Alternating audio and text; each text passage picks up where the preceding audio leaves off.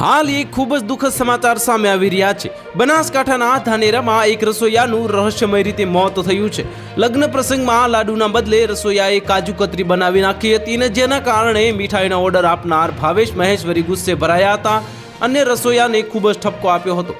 ભાવેશ માહેશ્વરી નામના વ્યક્તિએ તેમના ઘરે લગ્ન પ્રસંગ હોવાથી આ રસોઈયાને મીઠાઈ બનાવવા માટેનો ઓર્ડર આપ્યો હતો, જેમાં લાડુની મીઠાઈ બનાવવાનું નક્કી કર્યું હતું અને રસોઈયાએ તેને બદલે કાજુ કતરી બનાવી નાખી હતી।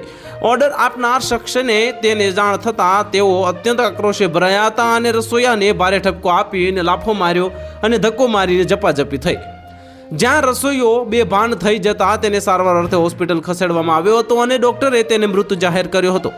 મૃતકના પોસ્ટમોર્ટમ બાદ મોડી રાત્રે પરિવારને તેનો મૃતદેહ સોંપાયો હતો અને જો કે મૃત્યુના કારણ પોસ્ટમોર્ટમ રિપોર્ટમાં આવ્યા બાદ જ ખબર પડશે।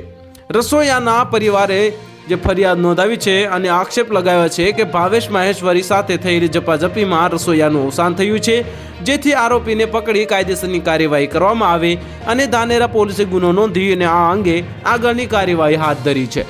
તો હાલ માટે આટલું જ। મળીશું નવી અપડેટ સાથે। જો તમને અમારા વિડીયો પસંદ આવતા હોય તો વિડીયોને લાઇક કરી દેજો, ચેનલને સબસ્ક્રાઇબ કરી બાજુમાં આવેલા બેલ આઇકનને દબાવી દો, જેથી તમને આવા સમાચારની અપડેટ મળતી રહે।